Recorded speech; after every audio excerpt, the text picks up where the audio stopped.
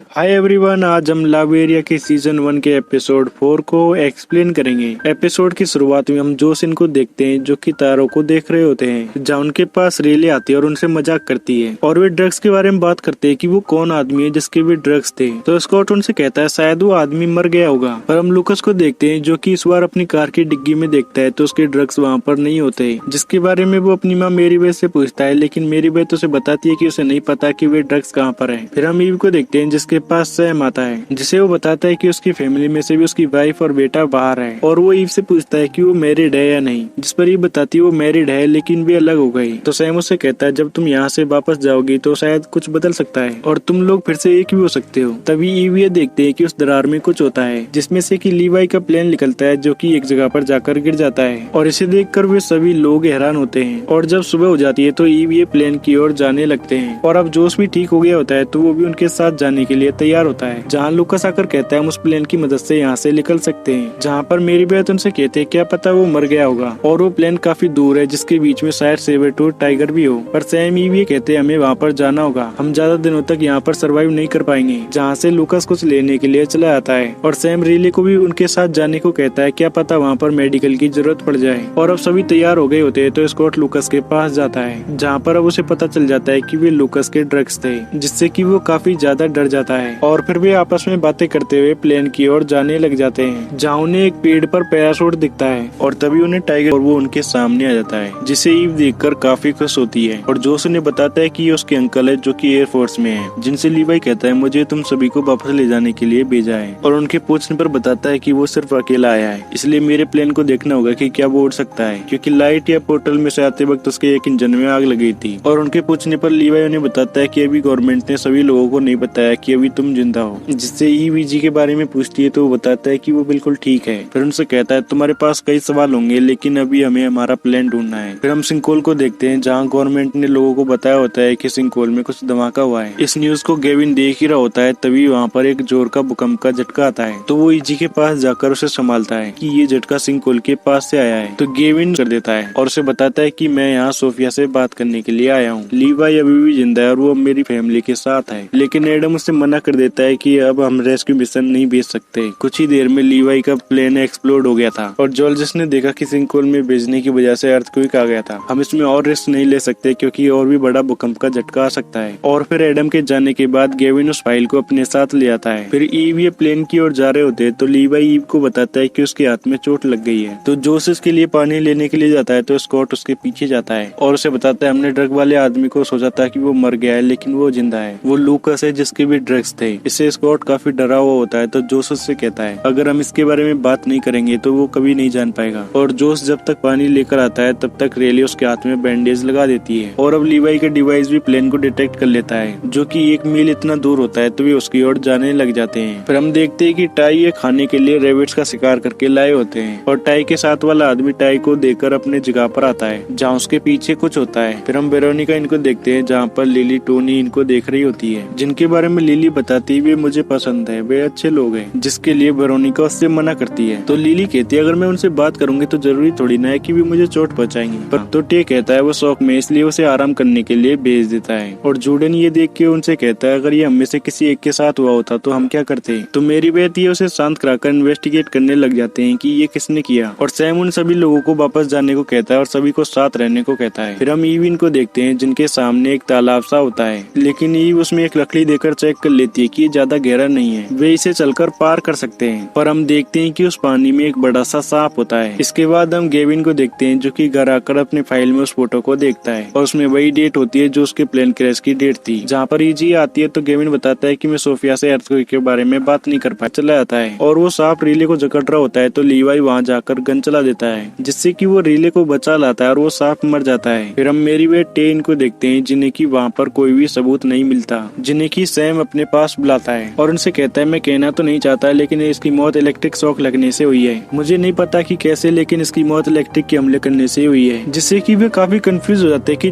10,000 BC में electricity कहाँ से आ गई। तो मेरी बेट कहती है कि इंसान है जो हमें इसके बारे में बता सकता है, पर वो बात नहीं कर सकती। तो मेरी बेट टे से कहते हैं तुमने अपने साइकियाट्रिस्ट से थोड़ा बहुत तो सीखा होगा। तो टी उनसे कहता है मैं ट्राई कर सकता हूँ। फिर हम ईविन को देखते हैं जो कि आपस में बातें करते हुए आखिरकार उस प्लेन तक पहुँच जाते हैं और उस प्लेन के अंदर जाकर लीवाई उस प्लेन को को स्टार्ट करने की कोशिश करता है, लेकिन उनके राइट इंजन के कंप्रेशन में खराबी आ जाती है, जिसका मतलब ये प्लेन अब उड़ नहीं सकता। फिर हम गेविन को देखते हैं जो कि इजी के साथ रेबेका के पास जा रहा होता है और इससे अपनी फैमिली ट्रिप के बारे में बात करता है जब वे साथ थे। फिर हम सुबह ईविन को देखते हैं जो कि प्लेन से खाना कर रहा, जहाँ से लीवाई प्लेन के अंदर जाकर उस रिंग को ले लेता है। तभी वो देखता है कि प्लेन का रेडार कोई सिग्नल डिटेक्ट करता है। जहाँ पर ईव आकर पूछती है तो बताता है कि ये 5 माइल्स दूर है और कहता है शायद वहाँ पर कोई है जो हमारी मदद कर सकता है। तो वे आज रात तो प्लेन के पास ही रुकने का फैसला करते हैं। जहाँ वे आपस में बात करते हैं तो रेले बताती है कि उसने अपने डैड को कैसे ठीक किया, जिसके बारे में लीवाई ईव ये पूछते हैं कि उसने ये कैसे किया, पर जोश ये इसके बारे में बात न करके कोई और टॉपिक के बारे में बात करने को कहते हैं। तो रेले बता देती है कि अगर स्कॉट वो ड्रग्स नहीं देता तो वो अपने डैड की मदद नहीं कर पाती।